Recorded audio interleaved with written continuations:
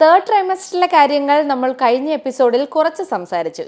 ഇനി കൂടുതൽ കാര്യങ്ങൾ സംസാരിക്കാനുണ്ട്. അതായത് ഭക്ഷണക്രമങ്ങൾ എങ്ങനെയാണ്, എന്തൊക്കെ ഭക്ഷണങ്ങളാണ് കഴിക്കേണ്ടത് ഗർഭിണികൾ എന്നതിനെക്കുറിച്ചെല്ലാം വിശദമായി സംസാരിക്കാൻ നമ്മളോടൊപ്പം സീനിയർ ഗൈനക്കോളജിസ്റ്റ് SUT ഹോസ്പിറ്റൽ പട്ടം ഡോക്ടർ ലക്ഷ്മി അമ്മാൾ മാം ഉണ്ട്. മാം സ്വാഗതം. മാം, കഴിഞ്ഞ എപ്പിസോഡിലെല്ലാം നമുക്ക് എന്തൊക്കെ കാര്യങ്ങളാണ് തേർഡ് ട്രൈമസ്റ്ററിൽ എന്തൊക്കെ സ്കാൻ ചെയ്യാം, അതുപോലെ ഗൂഗിൾ സെർച്ച് ചെയ്യുന്നതിനെ കുറിച്ചും എല്ലാം നമ്മൾ സംസാരിച്ചു.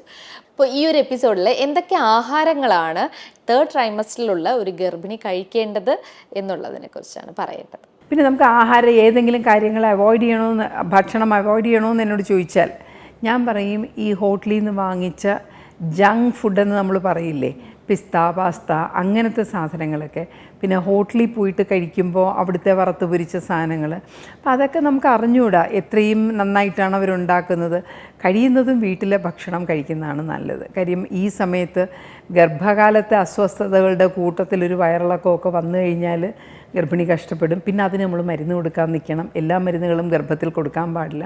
അപ്പോൾ അതൊക്കെ കൊണ്ട് കഴിയുന്നതും നല്ല ആരോഗ്യപരമായിട്ട് നമ്മൾ വീട്ടിൽ തന്നെ ഉണ്ടാക്കുന്ന ആഹാരങ്ങളാണ് നല്ലത്.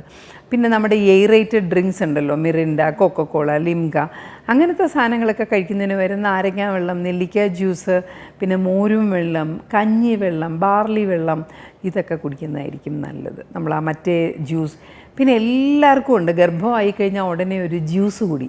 അപ്പം നമ്മൾ ഈ ജ്യൂസ് പഴങ്ങളുടെ ചാറെടുത്തിട്ട് പഞ്ചസാര ചേർത്ത് കുടിക്കുന്നവരുണ്ട്, പഞ്ചസാര ചേർക്കാതെ കഴിക്കുന്നവരുണ്ട്. പഞ്ചസാര ചേർത്ത് കഴിയുമ്പോൾ ഒരു ഗ്ലാസ്സിൽ തന്നെ ഒരു 3 സ്പൂൺ 4 സ്പൂൺ പഞ്ചസാര അകത്തില്ല, അതാവശ്യമില്ല. അപ്പോൾ കഴിയുന്നതും ഈ ജ്യൂസ് ആക്കാതെ, ഇപ്പോൾ ഒരു ഓറഞ്ച് കഴിക്കണം എന്ന് തോന്നിക്കഴിഞ്ഞാൽ ഒരു ഓറഞ്ചായിട്ട് കഴിക്കുക, ആപ്പിൾ കഴിക്കണമെങ്കിൽ ആപ്പിളായിട്ട് കഴിക്കുക. കാര്യം അതിനകത്ത് ആ ഫൈബറും കൂടെ അകത്ത് ചെല്ലും. അപ്പോൾ മലശോധനയൊക്കെ നല്ലപോലെ നടക്കും. അപ്പോൾ ഈ ജ്യൂസ് കുടിച്ചു കഴിഞ്ഞാൽ കാലറി കൂടും, അകത്ത് ചെല്ലുന്ന ആ ഊർജം കൂടും, നമ്മൾ വണ്ണം വയ്ക്കാനുള്ള സാധ്യത കൂടും. അതിനു പകരം പഴമായിട്ട് തന്നെ കഴിക്കുന്നതായിരിക്കും നല്ലത്. പിന്നെ എന്ത് കഴിക്കണം എന്ന് ചോദിച്ചാൽ അതിനകത്ത് ഞാൻ കഴിഞ്ഞ പ്രാവശ്യം നമ്മൾ ഡിസ്കസ് ചെയ്തപ്പോൾ തന്നെ പറഞ്ഞു, ഗർഭിണിക്കൊരു 300 കാലറി മതി അധികം.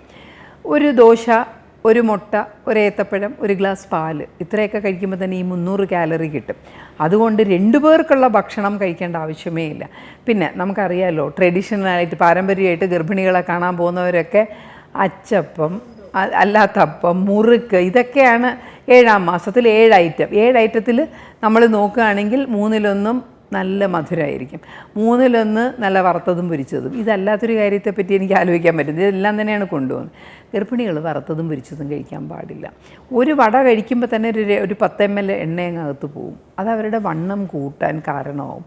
വണ്ണം കൂടിക്കഴിഞ്ഞാൽ കുഞ്ഞിൻ്റെ വെയിറ്റ് കൂടും, അമ്മയ്ക്ക് ഡയബറ്റിസ് വരാം, പ്രഷർ വരാം, ഇങ്ങനത്തെ പ്രശ്നങ്ങളൊക്കെ വരാം. അപ്പോൾ ഒരു പ്ലേറ്റ് എടുത്ത് വെച്ചാൽ അതിൻ്റെ 4-1 ഭാഗം അന്നജമായിരിക്കണം.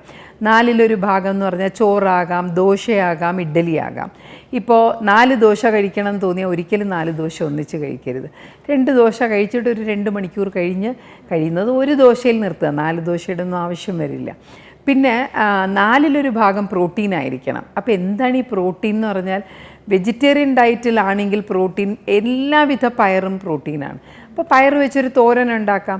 ആ തോരൻ നമ്മൾ കറിയായിട്ട് കൂട്ടത്തില്ല, പ്രോട്ടീനായിട്ടേ കൂട്ടുകയുള്ളൂ. പ്ലസ് മുട്ടയുടെ മഞ്ഞ വേണ്ട. മഞ്ഞയ്ക്കകത്ത് ഒരു സാധാരണ ഒരു വലിപ്പമുള്ള മുട്ട എടുത്താൽ 6 ഗ്രാം പ്രോട്ടീൻ, 6 ഗ്രാം ഫാറ്റാണ്. പ്രോട്ടീൻ നല്ലതാണ്, കാൽഷ്യം നല്ലതാണ് മുട്ടയിൽ, പക്ഷേ ഫാറ്റ് അത്ര നല്ലതല്ല. അപ്പോൾ ദിവസം ഒരു മുട്ട, അല്ലെങ്കിൽ ആഴ്ചയിൽ 2-3 മുട്ട കഴിക്കുന്നവർക്ക് ദിവസവും മുട്ടയുടെ വെള്ള കഴിക്കാം. വെള്ളയ്ക്കകത്ത് പ്രോട്ടീനും ഉണ്ട്, കാൽഷ്യം ഉണ്ട്. അപ്പോൾ നമുക്ക് അത് പ്രോട്ടീൻ ചോറിൻ്റെ കൂട്ടത്തിൽ തന്നെ ഒരു മുട്ട കഴിക്കുകയോ, അതല്ലെങ്കിൽ നമുക്ക് പയറുവർഗ്ഗങ്ങൾ കഴിക്കുകയോ. പിന്നെ മീൻ എല്ലാവരും ഒരു മീൻ കഷ്ണത്തിൽ നിൽക്കും. ചെറിയ മീൻ കഷ്ണമാണെങ്കിൽ 4 കഷ്ണം മീൻ വരെ കഴിക്കാം. ബിക്കോസ് ഈ മുട്ടയിൽ നിന്നും പാലിൽ നിന്നും മീനിൽ നിന്നും ഒക്കെ കിട്ടുന്ന പ്രോട്ടീൻസ് ഫസ്റ്റ് ക്ലാസ് പ്രോട്ടീൻസാണ്. വെജിറ്റേറിയൻസിന് ഫസ്റ്റ് ക്ലാസ് പ്രോട്ടീൻ പാലിൽ മാത്രമേ ഉള്ളൂ. അപ്പോൾ അത് 4-1 ഭാഗം വേണം. നമ്മളൊക്കെ എന്താ ചെയ്യണത്, ചോറ് 3/4 ഭാഗവും ചോറ്, 1/4 ഭാഗം 4 കറി എടുത്ത് വയ്ക്കും. അതിനു പകരം എത്ര ചോറ് എടുക്കുന്നോ അത്രയും തന്നെ പ്രോട്ടീൻസ് വേണം, അത്രയും തന്നെ പച്ചക്കറികൾ വേണം. നമ്മളൊക്കെ ആലോചിച്ച് നോക്കൂ, നമ്മുടെ കേരളത്തിൻ്റെ ഒരു ഡയറ്റിൽ ഒരു അവിയലായി, ഒരു സാമ്പാറായി, ഒരു മീൻ കഷ്ണമായി, തീർന്നു.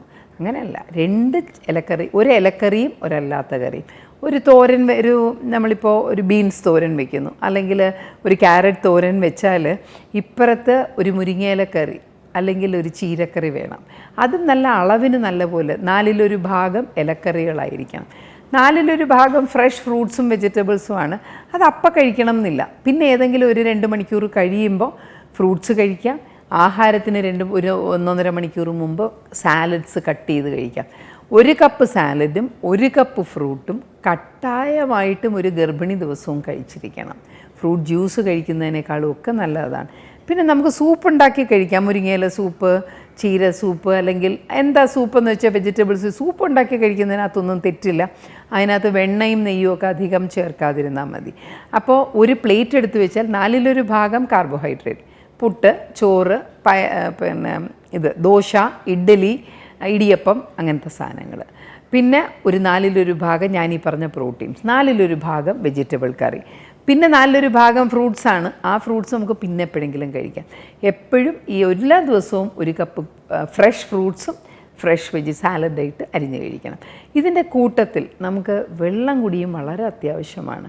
അപ്പോൾ ഇപ്പോൾ രാവിലെ നമ്മൾ എണീറ്റ് രാത്രി ഉറങ്ങുന്നതിനകം മിനിമം 2 ലിറ്റർ വെള്ളം. ഇപ്പോൾ സീസൺ ഇനി വരാൻ പോകുന്ന ചൂട് സീസണാണ്. അപ്പോൾ 2 ലിറ്ററും പോരാ, 3 ലിറ്ററെങ്കിലും കുടിച്ചിരിക്കണം. 1 ലിറ്റർ വെള്ളം എടുത്ത് വയ്ക്കുക, 12 മണിക്ക് മുമ്പ് അതും കുടിക്കുക. 1 ലിറ്റർ വെള്ളം വീണ്ടും എടുത്ത് വയ്ക്കുക, അത് 7 മണിക്ക് മുമ്പ് കഴിക്കുക. ഇതിനിടയ്ക്ക് നമ്മൾ ഈ കുടിക്കുന്ന ജ്യൂസും മറ്റ് മോരും വെള്ളം അതൊക്കെ കൂടെ ആകുമ്പോഴത്തേക്ക് കറക്റ്റേ ഇരിക്കും. അപ്പോൾ ഈ വെള്ളം കുടിക്കുന്നതിന് എന്താ ഗുണം? ഒന്ന്, മൂത്രത്തിൽ പഴുപ്പ് വരില്ല, മലബന്ധം വരില്ല. ഏറ്റവും അത്യാവശ്യം പറയേണ്ട ഒരു കാര്യം എന്ന് പറഞ്ഞാൽ ഗർഭിണികൾക്ക് രക്തം കട്ട പിടിക്കാനുള്ള സാധ്യത, അവരുടെ രക്തത്തിന് കട്ടി കൂടുതലാണ്, ക്ലോട്ടിങ് ഫാക്ടേഴ്സ് കൂടുതലുള്ളതുകൊണ്ട്. വിളർച്ചയൊന്നും ഇല്ലെന്നുണ്ടെങ്കിൽ നല്ല കട്ടിയുള്ള രക്തമാണ്. അപ്പോൾ അത് കാലിൽ കിടന്ന് ഉറയാനുള്ള സാധ്യതയുണ്ട്. അപ്പോൾ കാലിൽ ക്ലോട്ട് വന്നിട്ട് പ്രസവം കഴിയുമ്പോഴത്തേക്ക് അത് ലങ്സിലടഞ്ഞ് മരണം വരെ സംഭവിക്കാം. വെള്ളം നല്ലപോലെ കുടിക്കുകയാണെങ്കിൽ രക്തത്തിൻ്റെ കട്ടി കുറഞ്ഞിരിക്കും, ക്ലോട്ടിംഗ് ഒന്നും ഈ ത്രോംബോസിസും എംബോളിസും ഒന്നും വരികയില്ല. അതാണ് ഭക്ഷണത്തിൻ്റെ പ്രാധാന്യം. വാരി വലിച്ച് കഴിക്കുകയേ ചെയ്യരുത്. ഈ ജോലിക്ക് പോകാൻ പാടില്ല, അതുപോലെ കുനിഞ്ഞൊന്നും എടുക്കാൻ പാടില്ല, ഈ ഒരു 3rd ട്രൈമസ്റ്റർ ആയി അപ്പോൾ വയറിന് തട്ടും അല്ലെങ്കിൽ പ്രശ്നം ഉണ്ടാവും എന്നൊക്കെ പറഞ്ഞിട്ട് ഒത്തിരി പേര് പുറത്തേക്ക് പോലും ഇറങ്ങാതെ ജോലിക്ക് പോലും പോകാതെ ഇരിക്കുന്ന ഒത്തിരി സ്ത്രീകളെ നമ്മൾ കാണാറുണ്ട്, ഗർഭിണിയാണ്. അപ്പോൾ ഇവരൊക്കെ അങ്ങനെ ശ്രദ്ധിക്കേണ്ട കാര്യമുണ്ടോ? തൂക്കാൻ പാടില്ല അല്ലെങ്കിൽ കുനിയാൻ പാടില്ല, ഇതൊക്കെ ശ്രദ്ധിക്കേണ്ട കാര്യങ്ങളുണ്ടോ? നമുക്ക് അതായത് ലോ റിസ്ക് പ്രഗ്നൻസിയാണ്, അവർക്ക് ഡയബറ്റീസ് ഇല്ല, ഡയബറ്റീസ് ഉണ്ടെങ്കിലും ജോലിയൊക്കെ ചെയ്യാം, പ്രഷർ ഇല്ല, അല്ലെങ്കിൽ മറുപിള്ള താഴെയാണ്, പ്ലസൻറ്റ പ്രീവി അല്ല, ഈ 2 കണ്ടീഷൻ മാത്രമേ ഉള്ളൂ നമ്മളൊരു bed rest advice. Bed rest പ്രഷറിനും ബെഡ് റെസ്റ്റ് വേണ്ട. പ്ലസൻറ്റ പ്രീവിയ ഫുൾ കവർ ചെയ്ത് മറുപിള്ള താഴെയാണെങ്കിൽ നമ്മൾ പറയും അധികം അനങ്ങണ്ട, 7-ാം മാസം കഴിഞ്ഞാൽ ബ്ലീഡിങ് വരും. അത് ഡോക്ടേഴ്സ് തന്നെ പറഞ്ഞു കൊടുക്കും.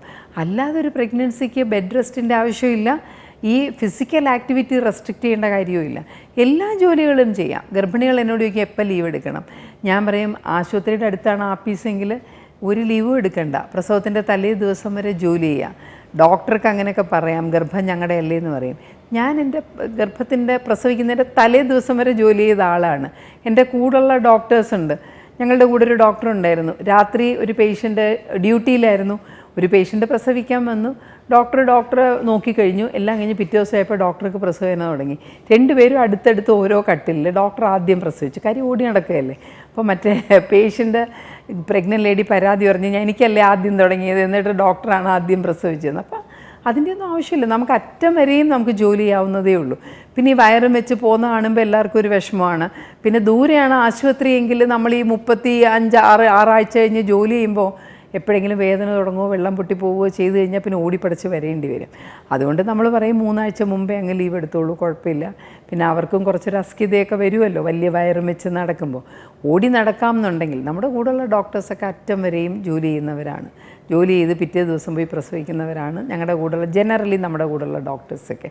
പിന്നെ കുനിയുന്നതിന് നൂരുന്നതിനൊരു പ്രശ്നമുണ്ട്, ഒരു ഭാരം വയറ്റിലുണ്ട്. അപ്പം നമ്മുടെ ഭൂമിയുടെ ഗുരുത്വാകർഷണം കാരണം നമ്മളൊന്ന് മുമ്പോട്ട് കുനിയാനുള്ള ഒരു സാധ്യതയുണ്ട്. പിന്നെ ഈ നമ്മുടെ ജോയിൻസിനും അതിൽ കെട്ടിമുറുക്കി വെച്ചേക്കുന്ന ആ ലിഗമെൻറ്റ്സ് ഉണ്ടല്ലോ, ലിഗമെൻ്റ് എന്ന് പറയുന്നത് നമ്മുടെ ഈ എന്താ പറയുക കയറ് പോലത്തെ സാധനം, അതൊക്കെ വളരെ അയഞ്ഞിരിക്കുന്ന സാധനങ്ങളാണ്. അപ്പോൾ പെട്ടെന്നൊന്ന് കുനിയുമ്പോൾ കയറി ഉളുക്കും, അത് അവോയ്ഡ് ചെയ്യണം. പിന്നെ ഇതിനകത്ത് ബൈക്കിൽ കയറുമ്പോഴും ഗട്ടറിൽ ചാടിയ ബാക്കിയില്ലാതെ കയറി എവിടെയെങ്കിലും ഉളുക്കും. പതുക്കെ കൊണ്ടുപോകുന്ന ഭർത്താവാണെങ്കിൽ കൊണ്ടുപോകുന്നതിന് കുഴപ്പമൊന്നുമില്ല, അങ്ങനെ ബസ്സിൽ കയറാം. പിന്നെ അവരവരുടെ ശാരീരിക അസ്വാസ്ഥ്യം എത്രത്തോളം ഉണ്ടോ അതനുസരിച്ച് ജോലി ചെയ്യുന്നതിന് കുഴപ്പമൊന്നുമില്ല. തേർഡ് ട്രൈമസ്റ്ററിൽ എന്തൊക്കെ കാര്യങ്ങളാണ് ശ്രദ്ധിക്കേണ്ടതെന്നും എന്തൊക്കെ കാര്യങ്ങൾ ചെയ്യാം, എന്തൊക്കെ കാര്യങ്ങൾ ചെയ്യാൻ പാടില്ല എന്നതിനെക്കുറിച്ചൊക്കെ വളരെ വിശദീകരിച്ച് നമ്മളോട് ലക്ഷ്മി അമ്മാൾ മാം പറഞ്ഞു തന്നിട്ടുണ്ട്. അപ്പോൾ ഇനി വരുന്നത് പ്രസവ സമയത്ത് എന്തൊക്കെയാണ് ശ്രദ്ധിക്കേണ്ടത്. അത് എപ്പോഴും എല്ലാ പേർക്കും പേടിയാണ്, ഒരു ഗർഭിണിക്ക് പേടിയാണ്. ഇനി പ്രസവ സമയത്ത് എന്തൊക്കെ കാര്യങ്ങൾ ചെയ്യാം, പ്രസവത്തിന് പോകുമ്പോൾ എന്തൊക്കെയാണ് കൊണ്ടുപോകേണ്ടത്, എടുക്കേണ്ടത്, ചെയ്യേണ്ടത് എന്നുള്ളതിനെക്കുറിച്ചും ഗർഭിണികൾക്ക് മാത്രമല്ല, ഒരു ന്യൂമോം ആവാൻ പോകുന്നവർ വീട്ടിലുള്ളവർക്കായിരുന്നാലും ടെൻഷനാണ്. അപ്പോൾ ആ കാര്യങ്ങളാണ് ഇനി അടുത്ത എപ്പിസോഡിൽ നമ്മൾ സംസാരിക്കുന്നത്. അപ്പോൾ ഇന്നത്തെ എപ്പിസോഡ് ഇവിടെ അവസാനിക്കുന്നു. മറ്റൊരു എപ്പിസോഡുമായിട്ട് എല്ലാവരും കാത്തിരിക്കുക. നന്ദി, നമസ്കാരം.